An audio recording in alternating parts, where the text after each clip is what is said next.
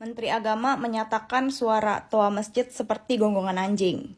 Kita bahas cara eksaktanya ya, dengan ukuran sains. Jadi satu kali gonggongan anjing itu bisa mencapai 100 desibel.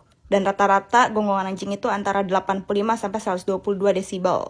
Sementara telinga manusia itu bisa rusak jikalau kita mendengarkan suara di atas 85 desibel secara terus-menerus. Ketika yang kita bicarakan di sini adalah ukuran desibelnya, dari ukuran desibel gonggongan anjing yang bisa sampai 100 desibel itu, dan sekarang ukuran toa yang maksimal di 100 desibel, kurang lebih itu ukuran desibel yang sama. Sebenarnya tujuan pemerintah itu baik karena mereka itu mau menjaga kualitas telinga kita.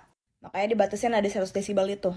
Tapi ya biarpun secara eksakta dan secara nilai sainsnya desibelnya itu benar, disayangkan aja sih Kemenak itu menggunakan contohnya adalah suara gonggongan anjing. Padahal mungkin dia bisa kasih contoh yang lain, misalnya suara kereta lah, atau suara di bandara lah, suara pesawat. Kalau kita pikir secara positif tujuannya sebenarnya baik, tapi ya caranya salah. Nih, gara-gara masalah ukuran azan itu sampai 100 dB, terus banyak orang-orang yang muncul keluar dengan bilang, kuping saya normal sampai saat ini padahal rumah depan masjid. Ya itu artinya kamu yang tinggal depan masjid tapi udah sering dengar suara toa masjid sekeras dan sejelas itu masih belum sakit telinga. Ya dB-nya belum sampai di 100 dB.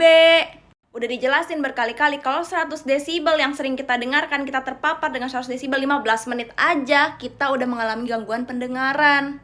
Jadi kalau selama ini lu tinggal depan masjid, lu tinggal deket masjid, lu tinggal belakang masjid, sekeliling lu banyak masjid, dan lu udah merasa bahwa itu cukup keras, tapi lu masih merasa bahwa kuping lu tidak sakit sampai sekarang, masih baik-baik aja, ya memang belum sampai 100 desibel. Dan orang-orang yang mengaku bahwa mereka tinggal deket masjid tapi nggak sakit telinga seperti ini kan mengakui kalau misalnya suara toa masjidnya aja udah keras. Terus mau berbangga bilang nggak sakit telinga. Ya karena memang belum 100 dB.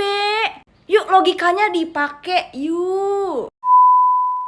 Jujur sih, kalau menurutku sebenarnya Pak Yakut Kolil itu ketiban sial gara-gara dia salah pakai kata-kata yang agak sensitif, terus abis itu digoreng habis-habisan sama media dan juga sama orang-orang yang ngedit-ngedit dipotong-potong.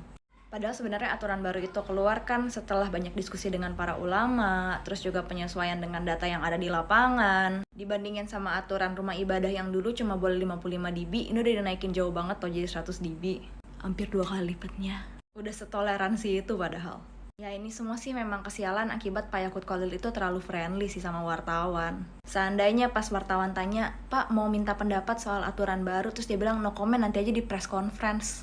Terus pas press conference ini dia cuma baca skrip dimana kata-katanya udah diatur sedemikian rupa biar gak ada celahnya buat digoreng sama media. Mungkin gak akan ada kejadian kayak gini. Jadi mungkin kedepannya lebih baik kalau misalnya Menteri Agama apa-apa pakai press conference saja biar gak ada celah buat diedit. Tapi terus nanti digorengnya enggak friendly.